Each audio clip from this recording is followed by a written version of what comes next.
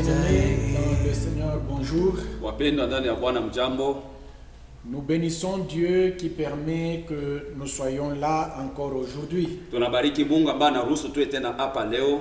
Il nous a renouvelé le souffle de vie, la force dans nos membres. Alipatia upya pumzi ya uhai na nguvu ndani ya miili zetu. Et il permet encore que nous puissions partager la parole de Dieu. Anaruhusu tena tugawanye neno la Mungu. Nous ne quittons pas le thème que nous sommes en train d'exploiter depuis un certain temps. Atutoke mkishina ambacho tunakuwa nasemea tangia wakati mwa fulani. Et ce thème est intitulé Comment vaincre et traverser les temps difficiles de la vie. Na ile kishina inaitwa namna gani kushinda kuvuka wakati ya nguvu ya maisha. Parce que nous avons découvert que les temps difficiles dans la vie, qu'on le veuille ou pas, on finit toujours par les rencontrer. Tulivumbula kama wakati ya nguvu ndani ya maisha upenda la upende mahali utafikia paka kukutana nayo. Et en tant qu'enfants de Dieu, nous devons savoir comment vaincre et traverser les temps difficiles dans la vie. Na kama watoto wa Mungu tunapaswa kujua namna gani kushinda na kuvuka wakati ya nguvu ndani ya maisha. Et ce que nous sommes en train de partager sont des paroles d'encouragement. Na ile tunakuwa na gawanya na kwa ni maneno ya kutia nguvu. Pour que chacun de nous sache comment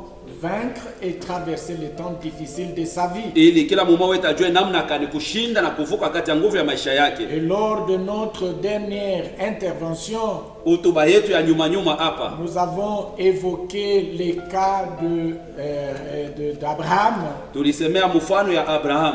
D'Abraham avec sa maison. Abraham na nyumba yake. Nous avons dit que dans ta vie, lorsqu'il y a un problème, Tulisema kama ndani ya maisha yako wakati kuko mambo, il faut savoir le résoudre vite et bien. inapasha kuitengeneza haraka na mzuri. Parce qu'un problème non résolu Maana mambo ili aitengenezewe ou un problème mal résolu wale ile mambo anatengeneza mubaya, engendre un autre problème ou toute une suite de problèmes. inaleta mambo ingine ala msululu ingine ya mambo ya Nous mingi. avons vu dans la maison d'Abraham Tuliona ndani ya nyumba ya Abraham comment un problème mal résolu a engendré toute une suite de problèmes. namna kani mambo ambayo alitengeneza mubaya ilizala msululu ya mamambo. C'est pourquoi dans ta vie, lorsqu'il y a un problème, il faut le résoudre vite et bien. Ndio maana ndani ya maisha wakati kuko mambo wanapaswa kuitengeneza kwa haraka na mzuri. Et beaucoup d'autres choses ont été dites. Na vitu vingine vya mingi vilisemewa Et pale. voilà, aujourd'hui, nous ajoutons encore un autre élément Leo tunaongeza kitu kingine qui va nous aider à vaincre et à traverser les temps difficiles de nos vies. itatusaidia namna ya kushinda na kuvuka kati ya nguvu ya maisha yetu. Nous lisons cela dans 1 Roi, chapitre 17, à partir du premier verset jusqu'au verset 17. Tunasoma ile Wafalme wa kwanza sura ya 17 kuanzia mstari wa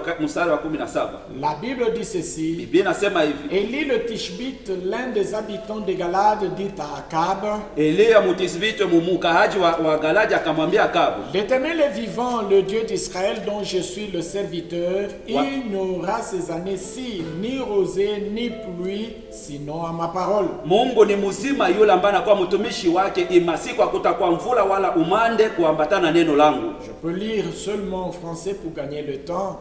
Le verset 2. Mstari wake wa pili. Et la parole de l'Éternel fut adressée à Élie en ces mots.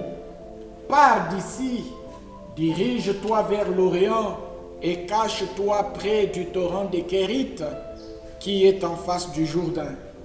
Tu boiras de l'eau du torrent et l'Éternel, et j'ai ordonné au corbeau de te nourrir là.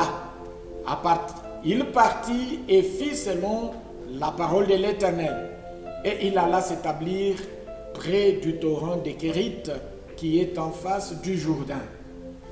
Les corbeaux lui apportaient du pain et de la viande le matin et du pain et de la viande le soir. Et il buvait de l'eau du torrent. Mais au bout d'un certain temps, le torrent fut à sec, car il n'était point tombé de pluie dans le pays.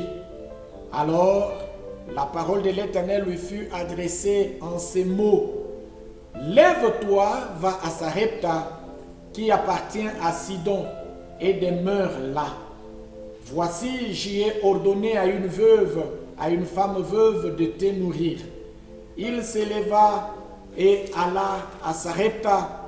Comme il arrivait à l'entrée de la ville, voici, il y avait là une femme veuve qui ramassait du bois. Il l'appela et dit, va me chercher, je te prie, un peu d'eau dans un vase. afin que je boive. Et il alla en chercher. Il appela de nouveau et dit, apporte-moi, je te prie, un morceau de pain dans ta main. Et elle répondit, l'Éternel, ton Dieu est vivant. Je n'ai rien de cuit. Je n'ai qu'une poignée de farine dans un pot et un peu d'huile dans une cruche. Et voici, je ramasse 2 morceaux de bois, puis je rentrerai et je préparerai cela pour moi et pour mon fils. Nous mangerons, après quoi nous mourrons. Élie lui dit, ne crains point, rentre, fais comme tu as dit. Seulement prépare-moi d'abord avec cela un petit gâteau et tu me l'apporteras. Tu en feras ensuite pour toi et pour ton fils, car ainsi parle l'Éternel, le Dieu d'Israël. La farine qui est dans ta maison, dans le pot, ne manquera point, et l'huile qui est dans la cruche ne diminuera point jusqu'au jour où l'Éternel fera tomber de la pluie sur la face du sol. Elle alla et elle fit selon la parole d'Élie, et pendant longtemps elle eut de quoi manger, elle et sa famille aussi bien qu'Élie. La farine qui était dans le pot ne manqua point, et l'huile qui était dans la cruche ne diminua point, selon la parole que l'Éternel avait prononcée par Élie. Amen. Amen. Nous disons merci à Dieu pour cette parole. Unasema asante kwa Mungu juu ya neno. Et c'est un texte que nous connaissons très bien. Ni usomi ambao tunajua mzuri. L'histoire de la sécheresse qui est survenue. Ile mambo ya kipo ambayo ilitokelea à cause des paroles qu'Élie avait prononcées. Kwa ajili ya ile misemo Elia alisemaka. Ce fut un temps où Israël était tombé dans l'idolâtrie. Kwa wakati mwamba Israeli yanguka mkuabudu sanamu. Et Élie, pour vouloir ramener le cœur d'Israël à l'Éternel, Elia akitaka kurudisha mioyo ya wana wa Israeli kwa Bwana, il a prononcé ces paroles. Alisema hii maneno. Mais qu'est-ce que nous voulons retenir comme leçon aujourd'hui? Nini tunataka kukamata kama fundisho leo? Nous prenons le premier verset. Kumstari wetu wa kwanza. La Bible déclare, Biblia inasema, Élie le Tishbite, l'un des habitants de Galade, dit à Akab, Eli Mutisibi mkahaji wa Galati akamwambia Akab, l'Éternel est vivant, Bwana ni mzima, le Dieu d'Israël dont je suis le serviteur. Mungu wa Israeli ambaye anakuwa mtumishi wake. Il n'aura point ces jours-ci ni rosée ni pluie sinon à ma parole. Masiku hakutakuwa mvula wala umande isipokuwa tu kwa neno langu. Regardez bien aimé. Muangalie wapendwa. Élie prononce ces paroles. Eli anasema hii misemo. Il dit sinon à mes paroles. Anasema isipokuwa tu kwa maneno ya à ma parole. Isipokuwa tu kwa neno langu. La parole qu'Élie a prononcée. Ile msemo ambaye yeye alisema. Dieu s'en est saisi. Mungu alikamata ile. Et Dieu agit comme si c'est lui qui avait prononcé cette parole. Na Mungu anatenda kama vile ni yeye ndiye alisema ile msemo. Ici j'aimerais t'inviter, toi qui me suis pendant ce net moment. Napenda kukualika wewe unanifuata mwi wakati. Que tu cultives une relation avec Dieu. Uchanue uhusiano mwana Mungu. Que tu approfondisses ta communion avec Dieu. Uingishe uhusiano wako na Mungu mketo. De telle manière que ta parole. Hivi neno lako. De telle manière que tes déclarations. Hivi mkutangaza kwako. Soient les déclarations de Dieu. Ikwe matangazo ya Mungu. Que ta parole soit la parole de Dieu. Neno lako ikwe neno la Mungu. En d'autres termes, que Dieu se saisisse de ta parole comme si c'est lui-même qui prononçait ces paroles. Mungu ashike bila unaosema kama vile yeye mwenyewe amekubisema. Mais ce qui nous intéresse ici, regardez. Ila tutazamia hapa. Élie prononce cette parole. Eli anasema hii maneno. Et les temps difficiles ont commencé. Na wakati ya nguvu ilianzia pale. Il n'y a plus de pluie. Mvula kuinyesha. Il n'y a plus de rosée. Hakuna umande. Et quand il n'y a pas de pluie, wakati hakuna mvula, il n'y a pas de rosée. Hakuna umande. Donc le peuple ne peut pas cultiver, ne peut pas récolter. Taifa haiwezi kulima, haiwezi kuvuna. Et quand il n'y a pas de pluie, wakati hakuna mvula, il n'y a pas de rosée. Hakuna pia umande. Donc l'herbe ne pousse pas. Mayana istaota. Les bergers non plus ne peuvent pas paître leurs troupeaux. Wachungaji wa kondoo hawezi tena kulisha tena kondoo zao. Et quand il n'y a pas de pluie, na wakati hakuna mvula, les rivières sèchent. mitoni inakauka. Les ruisseaux sèchent. Mavijitu inakauka. inakauka. Et ça devient une situation généralisée. Inakuwa ni mambo ya jumla ya batu Un bote, problème généralisé. mambo ambayo inaingia mu batu Et bote. regardez bien aimé, Mwangalie wapendwa, les temps difficiles wakati ya nguvu n'ont pas épargné même Élie lui-même qui a fait cette déclaration. haikumwepusha kumtia Eli mwenye pembeni, yeye alisema ile misemo. Et pourtant, Élie a fait cette déclaration Japo Eli alisema hii misemo pour trouver une solution au problème d'idolâtrie du peuple. juu ya kupata jibu kwa mambo ya kuabudu sanamu ya taifa. Élie voulait ramener le cœur d'Israël vers Dieu, Eli alitaka kurudisha moyo wa Israeli kwa Mungu, mais la déclaration qu'il fait le met lui-même en difficulté. lakini ile misemo anasema inamweka yeye mwenyewe matatizo. Nous comprenons par ceci Tunaelewa hapa que en voulant résoudre certains problèmes, mukutafuta kumaliza mambo mwa fulani, la solution à ces problèmes peut devenir ton propre problème. jibu kwa ile mambo inaweza kuwa pia mambo yako wewe mwenyewe. Je reprends car cela est très important. Narudilia maana ile kwa ya lazima sana. Nous comprenons qu'en voulant résoudre certains problèmes Tunaelewa ukipendelea kumaliza mambo mengine dans la vie, ndani ya maisha, on peut créer d'autres problèmes. unaweza kuanzisha hapo mambo Et ces mengine, problèmes finissent par devenir des problèmes individuels. na ile mambo inafikia kuwa mambo ya upekee, Et on peut même en souffrir. na unaweza kuteswa yamo. Mais ce qui est bon, Ili kwa mzuri c'est quand on veut résoudre un problème avec Dieu. ni wakati unataka kumaliza mambo kwa pamoja na Mungu. Lorsque tu résous les problèmes avec Dieu, Wakati unakuwa unamaliza mambo pamoja na même Mungu, quand la solution à ce problème devient un autre problème, hata kama jibu kwa ile mambo inatokelea mambo Dieu ne va mengine, pas t'abandonner. Mungu Et asitakuachilia Dieu sera avec toi. na Mungu atakuwa pamoja na Le wewe. verset 2 dit ceci. Mstari wa pili Et la inasema parole de l'Éternel fut adressée à Élie en ces mots. neno la Bwana likamfikia kwa Eli ukisema Pars hivi, d'ici, dirige-toi vers l'Orient ondoka na uende ngambo ya et mashariki, cache-toi près du torrent de Kérit. ujifiche katika kijito cha Kerito, Confine-toi près du torrent de Kérit uende ukajikonfine pembeni ya qui kijito est cha Kerito en face du Jourdain. na mbele ya Yordani. Tu boiras de l'eau du torrent Utakunja maji ya et kijito, j'ai ordonné au corbeau de te nourrir là. na niliambia kunguru akulishe pale. Il partit et fit selon la parole de l'Éternel. Akaondoka na kwenda kufanya kama vile neno la Bwana Et il lililomwambia. alla s'établir près du torrent de Kérit Eli akaenda kuikala pembeni ya kijito ya Kerito qui est en face du Jourdain. inayokuwa mbele ya Yordani. Les corbeaux lui apportaient du pain et de la viande le matin Kunguru alikuwa anamletea mukate na nyama et du masubuhi, pain et la viande le soir. mukate na nyama Il magharibi, buvait de l'eau du torrent. naye akikunywa maji ya kijito. Mais au bout d'un certain temps, Mwisho wakati mwa fulani le torrent fut à sec. ile kijito ikakauka. Ici, j'aimerais qu'on se pose la question. Hapa napenda tujiulize ulizo, Parce que pour vaincre les temps difficiles et les traverser, juu ya kushinda wakati ya nguvu na il y a kuivuka, des choses que nous sommes appelés à comprendre. peko bitu tunaitwa kuelewa. La question que nous devons nous poser, Ulizo tunapasha kujiuliza, peut-être que tu te la poses aussi. saa zingine wewe nayo unajiuliza hayo. Pourquoi Dieu ne conduit-il pas ses enfants directement vers la destination? Juu ya nini Mungu asipeleke watoto wake mara moja pale peko jibu? Pourquoi Dieu ne conduit-il pas ta vie directement vers la grandeur que tu cherches? Juu ya nini Mungu asiongoze maisha yako mara moja kubukubwa bule unatafuta? Pourquoi Dieu ne conduit-il pas directement ta vie vers la richesse que tu cherches? Juu ya nini Mungu asiongoze maisha yako kuelekea kubutajiri bule unatafuta? Mais vous allez découvrir que Dieu évolue avec ses enfants toujours étape après étape. Mutaelewa kama Mungu anakuwa anaendelea na watoto yake hatua kwa hatua. Pourquoi Dieu n'a-t-il pas conduit Élie directement vers la veuve de Sarepta? Juu ya nini Mungu asikumpeleka Eli mara moja kwa wale mjane wa Sarepta? Mais il a préféré le conduire d'abord au torrent de Kérit. Aliona mzuri kumpeleka mbele kukichito ya Et Kerito. pourquoi ne l'a-t-il pas gardé longtemps au torrent de Kérit? Juu ya nini asikumchunge masiku ya mingi pale pa Parce que kichito la ya Kerito? Bible dit au bout d'un certain temps, le torrent était à sec.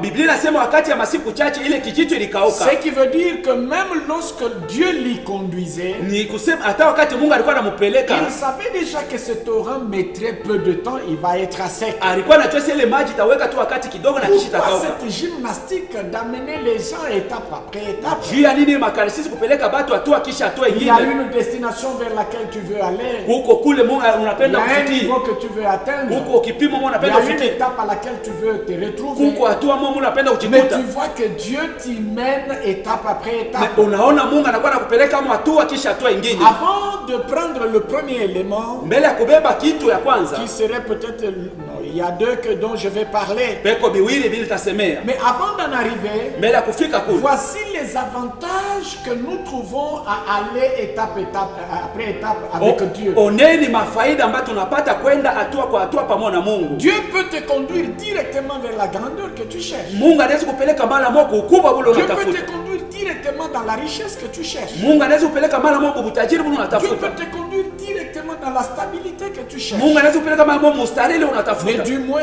retiens les avantages Lakini kamati ile mafaida qu'il y a à aller étape après étape. ili kwako wakati unaenda hatua kwa hatua. Les avantages que nous découvrons Mafaida ile tunavumbula qui amènent Dieu à marcher avec toi étape après étape. inapeleka Mungu atembee pamoja na wewe hatua kisha hatua nyingine. Regardez bien aimé, Muangalie wapendwa, l'étape hatua suivante ya kufuata ou une étape wala hatua moja ou fulani chaque étape wala kila hatua te déconnecte à ton confort habituel inakuchomola kwa ile maisha yako ulikuwa nayo ya kila siku, pour t'exposer à une expérience nouvelle avec Dieu. juu ya kukuweka mubufundi ya sasa pamoja na Mungu. Je reprends car cela est très important. Narudilia maana iliko ya lazima sana. Tu ne peux pas vouloir vivre les nouvelles expériences avec Dieu à l'étape où tu es. Hawezi kupendelea kuishi maufundi ya sasa na Mungu mwili kimwatua Et ulikuwa d'ailleurs, retiens-le. na uikamate. Chaque fois que tu voudras avoir de nouvelles expériences avec Dieu, Kila mara utapendelea kuwa na mafundi mupya na Mungu, c'est comme si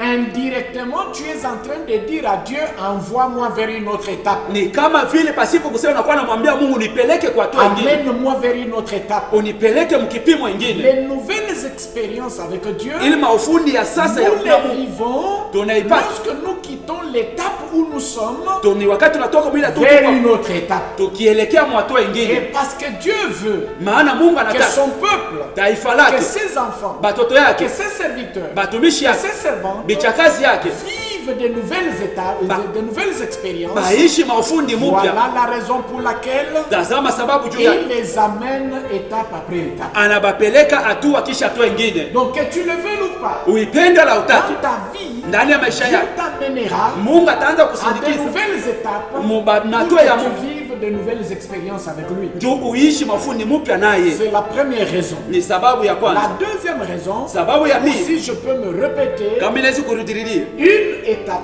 hatua moja où fulani chaque étape wala kila hatua te déconnecte inakuchomola, à ton inakutosha confort habituel ile maisha yako ulikuwa et ya kuzo, t'expose à de nouvelles expériences avec Dieu. inakutia kwa mafundi ya mupya na Mungu. Une étape Hatua moja ou fulani une nouvelle étape wala hatua moja ya sasa te connecte aussi à un nouvel apprentissage. inakuchomeka kukujifunza vitu vya Il y a sasa. des choses nouvelles que tu dois apprendre. Kuko vitu vipya bila unapaswa Tu ne kujifunza, vas pas les apprendre à l'étape où tu es. hawezi kujifunza hapo kwa ile hatua C'est ungaliki. pourquoi Dieu est obligé Ndio maana Mungu de te anakazishwa prendre ya et kukubeba t'amener vers une autre étape kukupeleka mwa hatua ingine pour que tu vives juu upate kuishi, un nouveau apprentissage, que tu apprennes de nouvelles choses, ujifunze vitu vipya, que tu ajoutes encore une autre connaissance. uongeze ufahamu yengine. Je reprends encore, Narudilia ou tena, j'ajoute un autre élément. naongeza hapo kitu kingine. Une étape Hatua moja ou fulani une nouvelle étape wala hatua ya sasa va t'apprendre itakufundisha une nouvelle dimension de soumission à Dieu. hatua yengine ya mupya ya kutiifu kwa Mungu. Dieu marche avec les gens qui lui sont soumis. Mungu anatembeaga na watu wale wanakuwa Dieu batifu kwake. agit avec les personnes qui lui sont soumises. Mungu anatumika pamoja na watu wako batifu Mais kwake. ta soumission grandira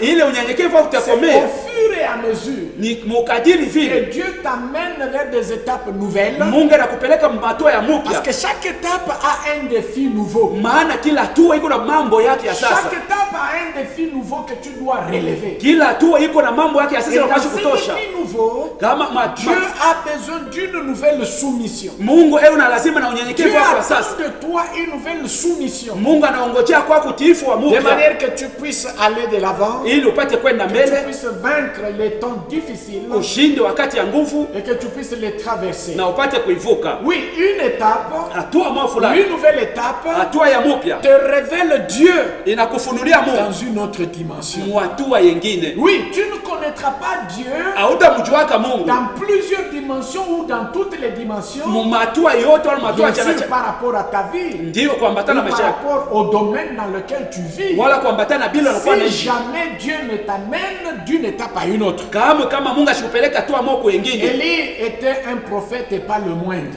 Eli alikuwa nabii, aina nabii sana nabii wote. C'était un grand prophète. Alikuwa nabii Mais mkubwa. dans toute son expérience, Mufundi yake yote. jusqu'à ce qu'il soit arrivé au torrent de Kérit, Hata wakati alifika ukijito ya Kérit, Élie n'a jamais su Eli asiyajua kaka. qu'un corbeau pouvait nourrir un homme. Kunguru angewezi kulisha mtu. Regardez, Muangalie. Kérit a appris à Élie, Mungu alimuonesha le torrent de Kérit kijito ya Kérit. a appris à Élie Ilimjulisha Eli que Dieu peut prendre soin d'une personne sans le secours d'un homme. Mungu anaweza kutazamia kugharamia maisha ya mtu bila msaada wa mtu. Le torrent de Kérit Kijito ya Kérit a appris à Élie ilimfundisha Eli que Dieu peut prendre une personne en charge Mungu anaweza kubeba mtu anamtazamia mzuri sans que les hommes interviennent. pasipo batu kumsaidia. Élie a bu l'eau du torrent. Eli alikunywa maji Il ya a kijito, été nourri par le corbeau. alilishwa na kunguru, Une expérience qu'il n'avait jamais vue même en songe. mambo ile bado hayaionaka kama Une ndoto, expérience qu'il n'avait jamais vue même en rêve. mambo ile yaishi ya bado Une kuisha kama expérience ndoto, qu'il n'avait jamais vue même en révélation. mambo ile yaonaka kama Une ufunuo, expérience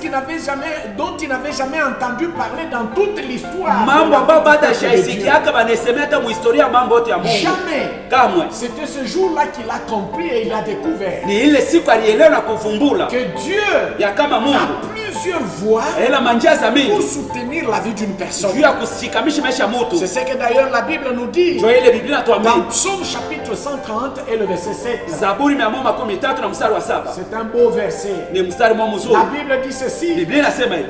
Je lis dans la version français courant. Nasema mu français ya teketeke. Psaume 130 Zaburi et le verset 7. mstari wa 7. La Bible dit ceci. Biblia inasema hivi. Peuple d'Israël, Taifa ya Israeli, attends le Seigneur avec espoir, ongojea Bwana na tumaini yote, car il est bon. maana ni mwema. Il peut te délivrer de mille manières. Anaweza kufungula katika manjia chana chana mingi. Peuple d'Israël, Taifa ya Israeli, attends le Seigneur avec espoir, chunga Bwana na tumaini yote, car il est bon. maana yeye ni Et mwema. dans sa bonté, Ndani ya wema wake il peut te délivrer de mille manières. anaweza kufungula mu manjia chana chana. Le même verset dans la version Parole de vie, Mstari mwa muneno lozima. la Bible dit ceci. Biblia inasema hivi. Peuple d'Israël, Taifa ya Israeli, compte sur le Seigneur, tumainia Bwana, car il est bon. maana yeye ni mwema. Il a mille moyens pour te délivrer. Ela manjia ya mingi juu ya yeye kufungula. Alors retiens-les mon frère, ma soeur. Uikamate ndugu yangu dadangu. Lorsque tu traverses les temps difficiles, Wakati unakuwa napitia wakati ya nguvu, lorsque tu es dans les temps difficiles, wakati unajikuta ndani ya wakati ya nguvu, attends le Seigneur avec espoir. ongojea Bwana na tumaini Parce yote. qu'il a mille moyens pour te délivrer. Ela manjia ya mingi juu ya yeye kukokoa. Il peut te délivrer de mille manières. Anaweza kufungula manamu na chana chana. Alors Élie n'avait jamais vu Eli bado alikuwa kama ni yao. entendu dire Kusikia qu'un oiseau pouvait nourrir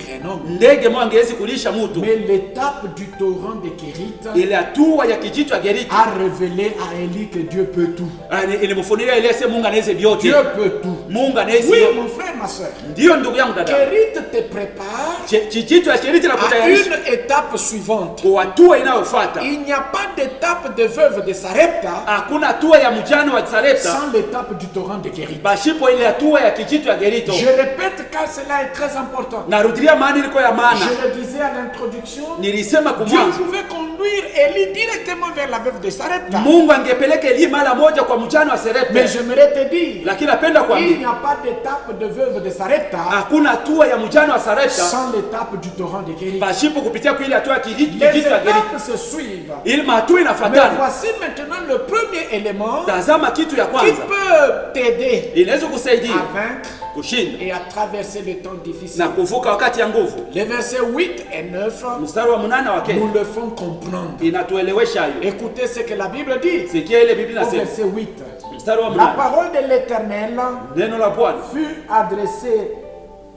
lui fut adressée en ces mots. ikamfikia hivi: lève-toi, simama va à Sarepta, na uende qui Sarepta appartient à Sidon, inayokuwa ya et Sidoni, demeure là. na kaa pale. Voici, j'y ai ordonné à une veuve de te nourrir. Niliamuru kwa mjane mwapate kukulisha. Le verset 10, on peut l'ajouter aussi. Mstari wa 10, Il se leva na yeye akaondoka, et il s'en alla à Sarepta. akaenda zake pale Qu'est-ce Sarepta. que j'aimerais te dire? Nini nataka kuambia? La parole de l'Éternel lui fut adressée. Neno la Bwana likamwambiwa. C'est alors qu'Élie a bougé. Ni pale Elia La alitikisika. parole de l'Éternel lui fut adressée. Neno la Bwana likamwambiwa. C'est alors que Élie a bougé. Ni pale Elia alitenga. J'aimerais te poser une question claire. Napenda kuuliza ulizo ilikuwa Qu'est-ce wazi. qui te fait bouger? Nini inakuwa na kutenkesha au kutikisa? Qu'est-ce qui te fait bouger, toi? Nini na kutikisha weye? Les émotions, Mamishishimuko, la colère, kasirani,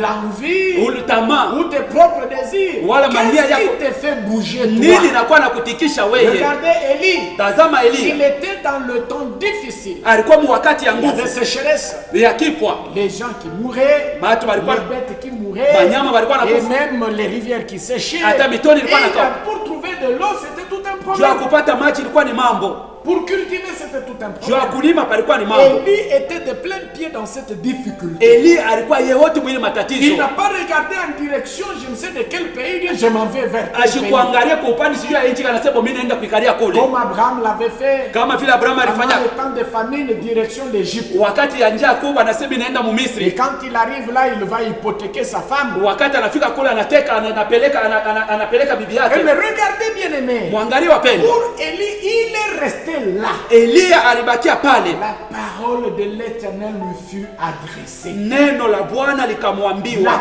parole de l'Éternel lui fut adressée. Neno la Bwana C'est likamfikia. cette parole qui lui a donné la direction à prendre. Ni ile neno limuonesha njia ya yeye C'est kubeba. cette parole qui lui a donné la direction vers laquelle diriger ses pas. Ni ile neno ndio limupatia njia ya yeye kutembelea. La Bible déclare Biblia inasema qu'il n'appartient pas à l'homme quand il marche à diriger ses pas. haiko kwa mtu wakati anatembea Tu veux aongoza tu miguu yake. vaincre les temps difficiles de ta vie. Unataka kushinda wakati ya nguvu ya Tu maisha veux yako. traverser les temps difficiles de ta vie. Unapenda kuvuka wakati ya nguvu ya maisha yako. Écoute la parole de l'Éternel. Sikia neno la La milele. parole de l'Éternel doit être adressée. Neno la Bwana linapasha Tu kukuambiwa. dois bouger par la parole de Dieu. Unapasha kutenga kupitia Tu neno la dois Bwana. bouger par la parole de Unapasha l'Éternel. kutikisi kupitia neno la Bwana. Qu'est-ce qui te fait bouger? Je te pose encore cette question. Nini nafanya unatikisika na kuuliza tena ile Qu'est-ce ulizo? qui t'amène à bouger? Nini nakupeleka wewe La kutikisika? Bible nous dit, Biblia inasema alors la parole de l'Éternel lui fut adressée en ces mots. basi neno la Bwana ikamfikia ikamwambia hivi, Lève-toi, simama va à Sarepta. na wende Sarepta. Ce n'est qu'alors qu'Élie pouvait bouger. Ni pale sasa ndio Elia alipasha Ce kutikisika. n'est qu'alors qu'Élie pouvait bouger. Ni pale sasa Elia alipasha Vous kutenga. savez, lorsqu'on traverse les temps difficiles, Unajua wakati unakuwa napisha il wakati y ya a nguvu, beaucoup de sollicitations. kuko mabitu ya mingi unakuwa Il y a nashikia. beaucoup d'appels de pied. Kuko mabitu beko na Il y a kuitia. beaucoup de propositions. Beko bitu na Ton kuonesha. cœur à toi-même te parle. Roho yako mwenyewe inakuwa Ta nakusemezea. tête à toi-même réfléchit. Kichwa yako mwenyewe inakuwa nafikiri. Et tout cela, Vile il vyote. y a même des hommes. Kuko hata Il y a banaume. même peut-être les expériences des autres que tu as déjà vues. Kuko hata mafundi ya Et watu tu wengine veux nishakuishi. t'en inspirer. Unapenda kuitumikisha na Pour aller dans un sens tout comme dans un autre. juu ya kwenda mupande mmoja wala mupande Mais mwingine. regardez bien aimé, Mwangalie la wapendwa. première des choses Kitu ya qui kwanza a aidé Élie iliyomsaidia Eli à traverser les temps difficiles kuvuka wakati et ya à nguvu pouvoir les vaincre, inakuweza la kushinda parole de l'Éternel. neno la milele. La parole de l'Éternel lui fut adressée. Neno la Mungu likamwambiwa hivi, Va à Sarepta. ondoka na wende Sarepta. Là, j'y ai ordonné à au corbeau de te nourrir. Pale ni amuru kunguru atakulisha. Là, j'y ai ordonné au corbeau de te nourrir. Pale niliambia kunguru apate kulisha. J'aimerais attirer ton attention, mon frère, Napenda kufuta angalisho kwa ndugu yangu. ainsi que toi, ma soeur qui m'écoute. Na wewe dadangu La unayenifuata. parole de l'Éternel, Neno la la Bwana. Bible nous dit dans le psaume 118, Biblia inatuambia mzaburi ya c'est une 18 lampe à nos pieds. inakuwa ni taa kwa miguu yetu. Oui, la parole de l'Éternel Neno la est milele une lumière lumière sur notre chantier. ninakuwa ni mwangaza mkanjia ketu. Et cette parole Ile neno nous donne la lumière, inatupatia nuru, éclaire notre chemin inaangazia njia yetu pour nous amener vers là où Dieu garde notre provision. juu ya kutupeleka pale Mungu anakuwa anatuchungia akiba yetu. J'aimerais déjà t'apprendre une chose, Hapa napenda kuambia hapo kitu moja. que ta provision Akiba yako wewe n'est pas partout. haina fashi yote. Je reprends. Narudilia, Ta provision akiba yako n'est wewe pas partout. haiko fashi yote. Sinon Dieu pouvait dire à Élie, Mungu angeweza kumwambia Eli, prends n'importe quelle direction, beba njia j'ai yoyote, ordonné Miriam au corbeau de t'y nourrir. kunguru atakulisha pale. Il lui a donné un endroit précis. Alimwambia fasi yenye kuwa Il lui a donné inajulikana. un endroit précis Alimutahia pafasi au torrent de Kérit. ukijito ya Keriti. C'est là Ni pale que l'ordre de l'Éternel agizo ya Bwana à l'égard des corbeaux mbele ya kunguru devait s'exécuter. ilipasha kutimizika. C'est-à-dire Ni kusema en dehors nje du torrent de Kérit, ya kijito ya Keriti, en dehors nje du périmètre du torrent de Kérit, ya paile fasi kijito il ya n'y Keriti, avait pas de provision pour Élie. hapakukuwa akiba juu ya Eliya. Imaginez bien aimé Ufikiri wapendwa, qu'Élie puisse dire, Eliya apate kusema moi le torrent de Kérit ne me plaît pas. ako kijito ya Keriti nipendeze mimi, Seigneur, je veux rester à tel endroit. Bwana mitabakia fashi fulani. Oui, ce n'est pas que Dieu cesserait d'aimer Élie. Haina sema Mungu ataacha Il kumpenda, va continuer à l'aimer. alipasha endelea Mais kumpenda.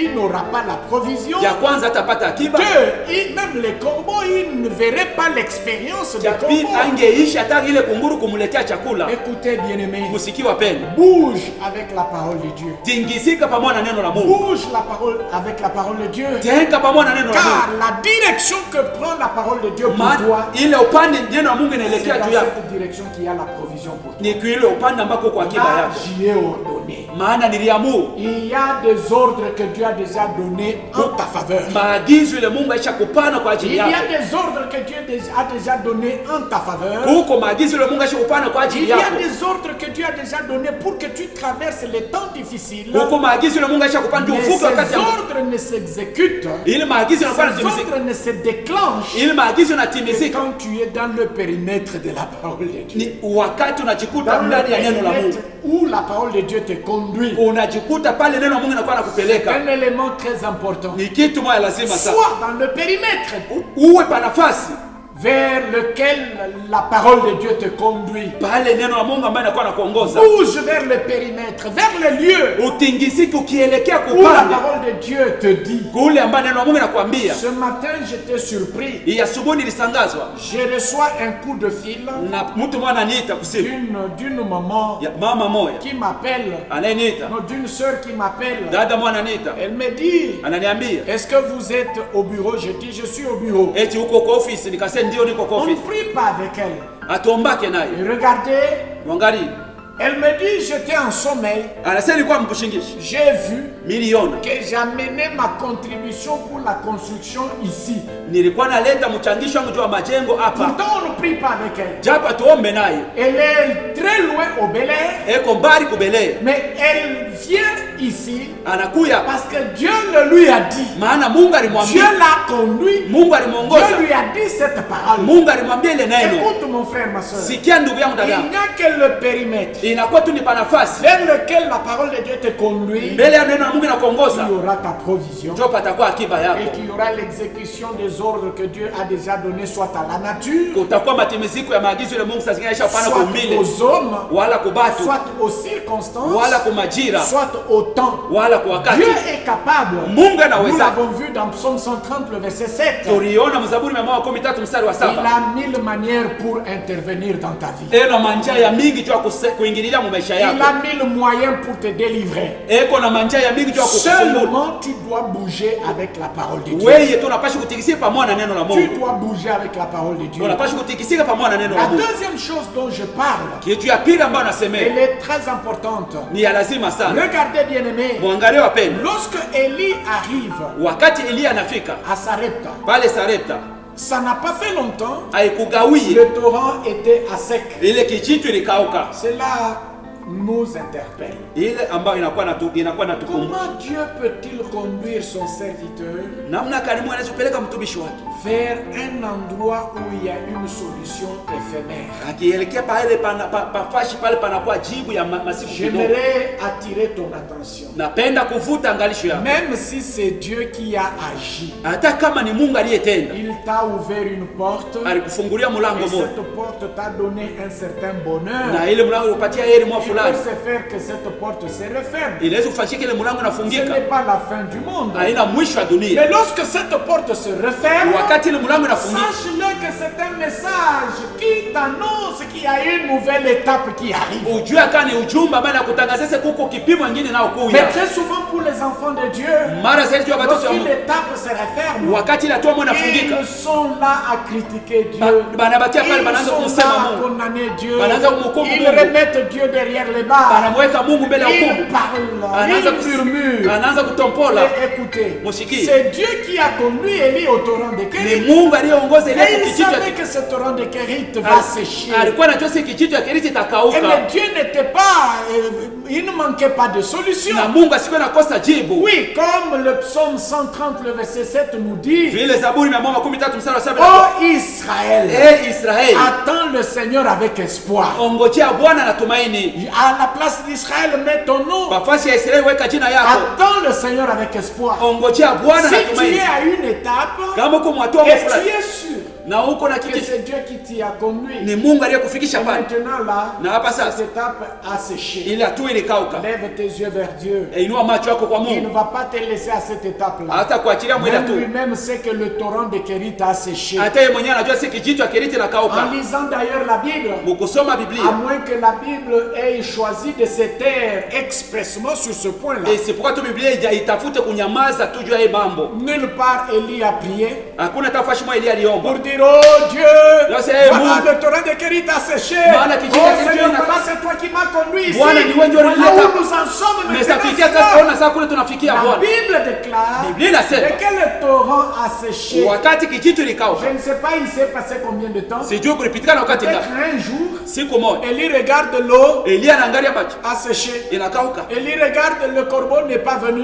Elia anaangalia Ça kwa pouvait kungura siku passer une demi-journée. mesezeo Ça kupita pouvait faire un jour. Élie dort même affamé là-bas. ingepisa hata siku mzima. Elia analala na Mais njala. dormir affamé au torrent de Kérit, Kulala njala ce kutoka n'est pas kijito synonyme de mourir. haina kusema unakufa. Dormir affamé au torrent de Kérit, Kulala na njala ce n'est pas kijito synonyme de la faim. haina sema njoo Parce que njala. c'est Dieu qui t'a conduit au torrent de Mungu Kérit. alikupeleka pale kijito Sache qu'il y a une autre porte qui s'ouvre. ujue aka kuko mlango mwingine nafunguka. Oui, cela est intéressant. Ile inakuwa ya Et lazima ya cela maana est correct. na ile iko sawa Et cela mérite d'être retenu. na ile nastahili kuikamata. Oui, dès que le torrent de Kérit a séché, Wakati kijito ya Keriti likauka, oui, Dieu est venu. Mungu anakuja. Au verset 8 et 9, Mstari wa 8 wake, encore la parole de l'Éternel pale tena neno la lui Mungu fut adressée ikamwambia en Elia disant, ikisema, lève-toi, si ondoka va à Sarepta, na uende Sarepta qui appartient à Sidon. inayokuwa ya Sidonia. C'est-à-dire que Élie Ni kusema ne Elia posait pas des pas en désordre. asikwe naweka mikulu yake Il ne muvuvurugo, bougeait pas en désordre. asikwe natikisika mfujo tu Il hivi. posait son pas sur la parole de l'Éternel. Alikuwa anatembelea kwa neno la Il Mungu, posait son pas sur la parole de alikuwa l'Éternel. anatembelea juu ya neno la Mungu. Il est resté encore au torrent de Kérit. Alibakia tena pa Quand kijito, bien même l'eau avait séché,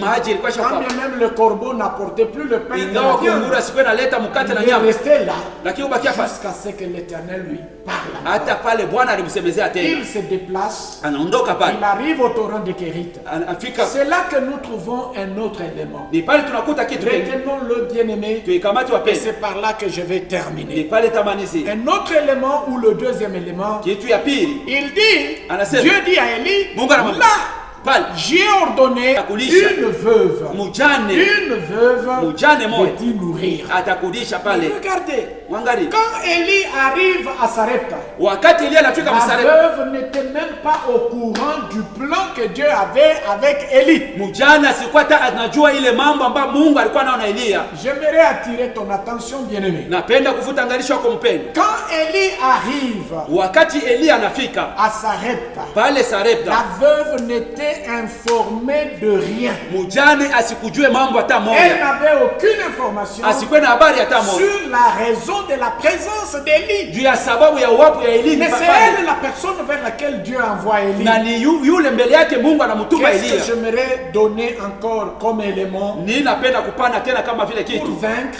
Juu ya kushinda et traverser na kuvuka les temps difficiles de la vie? wakati ya nguvu ya maisha. Ici, je parle Hapa nasema des rapports ya mapatano interpersonnels.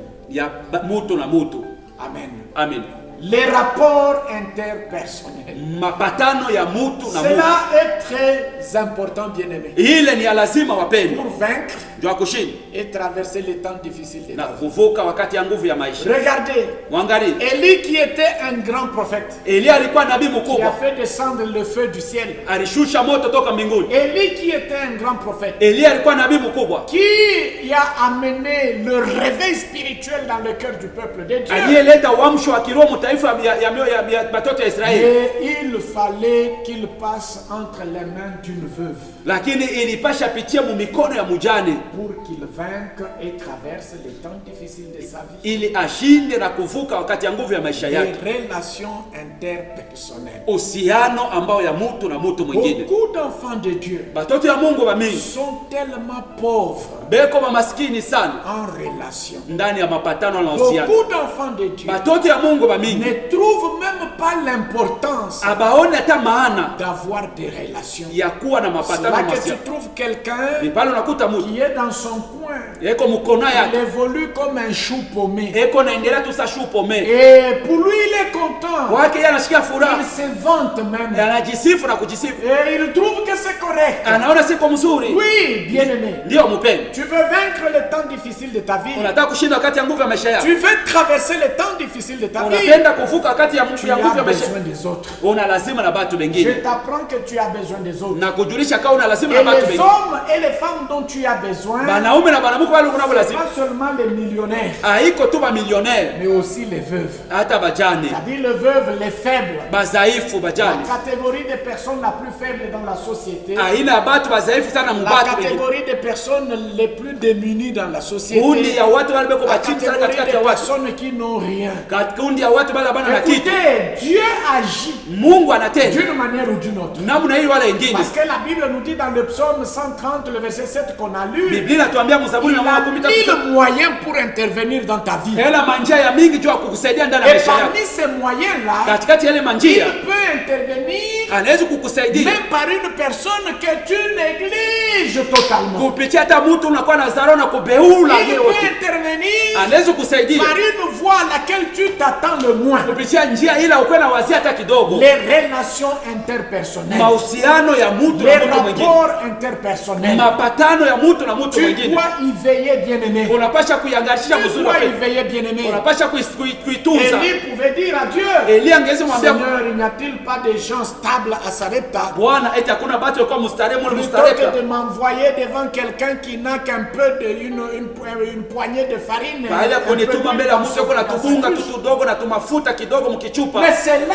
Na- c'est là. ni pale C'est kule, là ni kule qu'Élie devait être soutenu. Elia alipasha kusaidiwa. Regardez bien aimé, Mwangalie wapendwa, les rapports ou les relations interpersonnelles. uhusiano ya mtu na mtu mwingine, Parce que la veuve maana ule mjane a adhéré aliitika à la demande d'Élie, uile ombi ya Elia, elle aussi a trouvé solution dans sa maison. naye alipata jibu ndani ya Elle nyumba aussi yake, a traversé les temps difficiles de sa vie. naye alivuka kati ya nguvu ya Elle maisha yake, aussi a vaincu les temps difficiles de sa vie. naye alishinda kati ya nguvu ya Donc maisha il yake. fallait qu'il y ait des bons rapports entre Élie et cette veuve-là. Ilipasha kukuwe mahusiano ya mzuri katikati ya Elia na Pour mjane, qu'Élie soit soutenu ili Elia asaidiwe et que la veuve aussi soit soutenue. na mjane naye apate Mais kusaidiwa. ici, j'aimerais aussi attirer encore l'attention Hapa na- de toi, mon frère et ma soeur. Napenda kuvuta angalisho wewe ndugu yangu na dada yangu. Élie, lorsqu'il est venu vers la veuve, Elia wakati alikuwa mbele ya ule mjane, on peut dire Élie était un problème ni kusema Eli alikuwa ndio mambo pour pour cette veuve-là. juu ya ule mjane. Élie était un problème. Eli alikuwa mambo ye Et mwenyewe. regardez,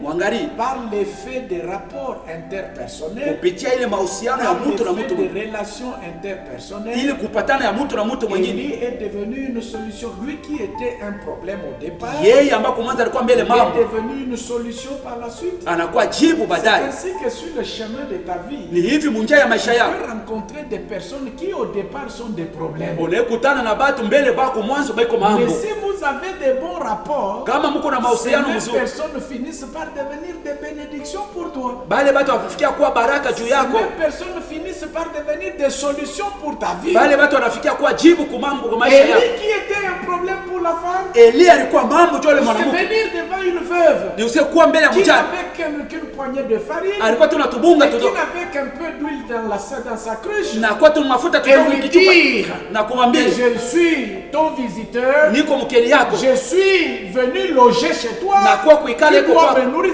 Mais Élie était un gros problème pour lui. unapashi kwanza kunipatia chakula. Eli alikuwa ni mambo Élie munene, était un grand souci pour cette femme-là. Eli alikuwa manunguniko Mais munene à wa mwanamke cause des relations interpersonnelles, kwa ajili ya ile uhusiano wa kupatana ya Élie mtu na qui mtu. était un problème, Eli alikuwa il mambo, est devenu une bénédiction pour cette anakuwa femme. baraka juu ya ule Élie mambo. qui était un problème, Eli alikuwa il mambo, est devenu une solution pour cette femme. anakuwa mjibu juu ya ule mjane. J'aimerais attirer ton attention. Napenda kufuta angalisho, J'aimerais t'inviter, toi qui m'écoutes, napenda kualika à unanisikia développer ces deux choses. kuchanua vitu La mbili. première, Ya kwanza, la parole de l'Éternel lui fut adressée. neno la Bwana ikamwambia Entendre la parole de Dieu pour bouger, kushikia neno la Mungu, kuchunga neno la kutika. Ya pili, avoir de bons rapports, kuwa na mahusiano ya mapatano de mzuri, bonnes relations mahusiano mzuri ya avec marafiki les autres. na bengine. Regarde comment tu vis Angalia namna ile uko naishi avec tes voisins. na bajirani yako, Regarde comment tu vis angalia namna uko naishi avec tes voisines. na bajirani yako, Regarde comment tu vis angalia vile uko naishi avec ceux qui t'entourent. na bale bako pembeni yako, Parce que maana tout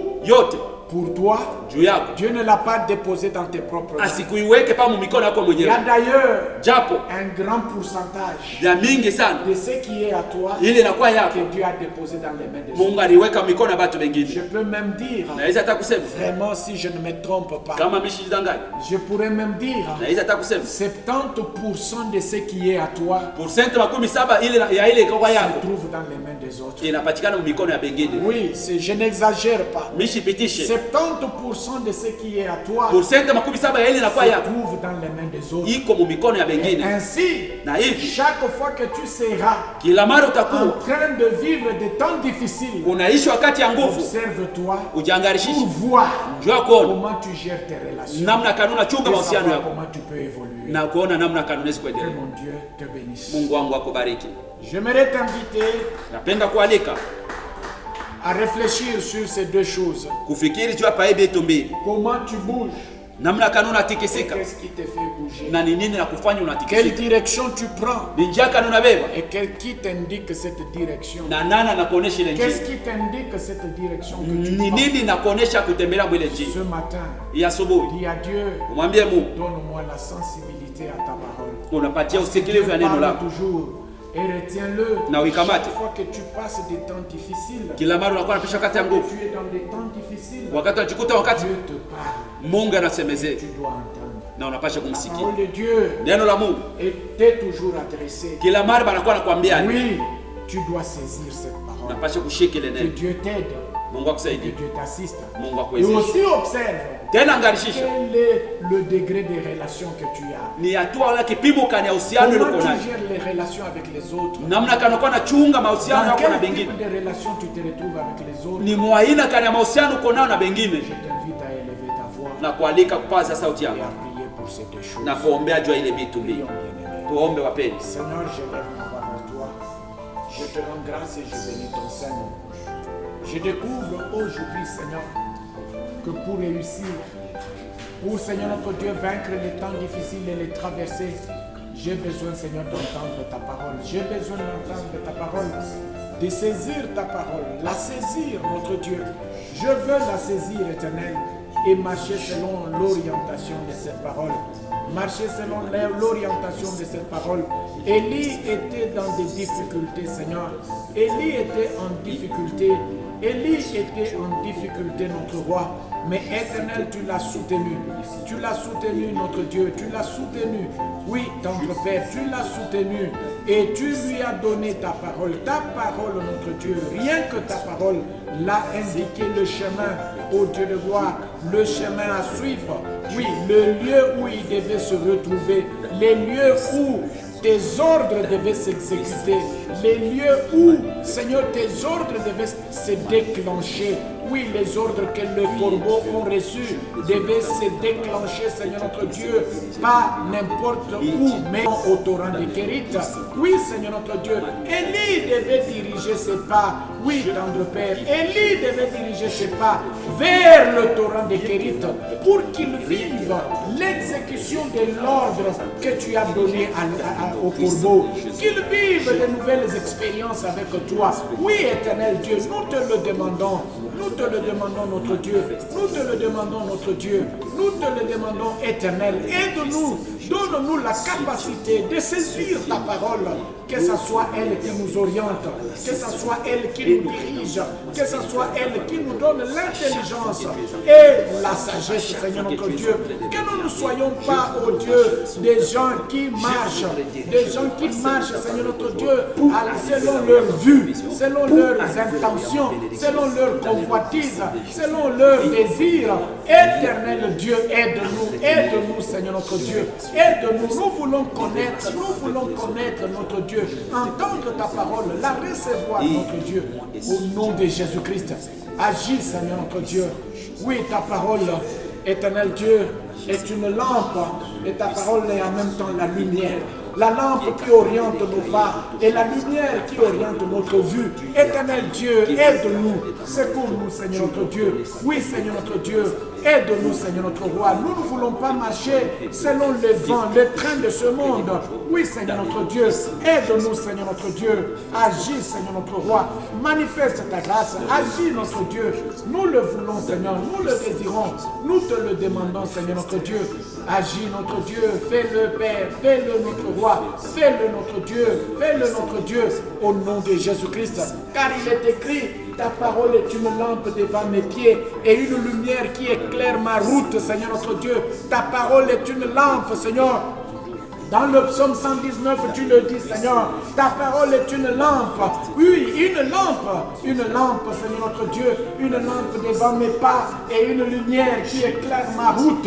Oui, Seigneur notre Dieu, que ta parole nous fasse bouger, que ta parole nous conduise vers le lieu de l'exécution, Seigneur, de tes promesses, vers le lieu de l'exécution des ordres que tu as déjà intimés, de manière que cela se déclenche et cela s'accomplisse, Seigneur notre Dieu, au nom de Jésus. Au nom de Jésus, permets-moi aussi, Seigneur, d'avoir de bonnes relations avec les autres, de cultiver les bonnes relations, Seigneur, avec les autres, car cela est salutaire. Cela permet à tes plans de s'accomplir. Cela permet à tes promesses de s'exécuter. Cela permet aux portes de s'ouvrir. Qu'il en soit ainsi, Seigneur. Merci, notre Dieu. Merci, Père. Merci, Éternel. Oui, bien-aimé, que le Saint-Esprit t'aide. Que le Saint-Esprit te soutienne par rapport à cela. Au nom de Jésus. Et toi qui n'as pas Christ dans ta vie, reçois-le aujourd'hui comme Sauveur et Seigneur. Et si tu veux le recevoir, parce qu'il ne va pas te conduire sans que tu l'aies reçu, alors ouvre ton cœur et reçois-le dans ta vie. Fais cette prière après moi. Seigneur Jésus, j'ai besoin de toi. Merci d'être mort à la croix pour mes péchés. J'ouvre la porte de mon cœur et je te reçois comme Sauveur et Seigneur. Merci pour le pardon de mes péchés et pour la vie éternelle que tu me donnes. Prends la direction de ma vie et règne dans ma vie. Transforme ma vie et bénis ma vie au nom de Jésus. Amen. Que Dieu vous bénisse. I am God and I never fail. Shattered, shattered. Yesterday, today and forever the same. Shattered, shattered. Shattered, shattered. Remember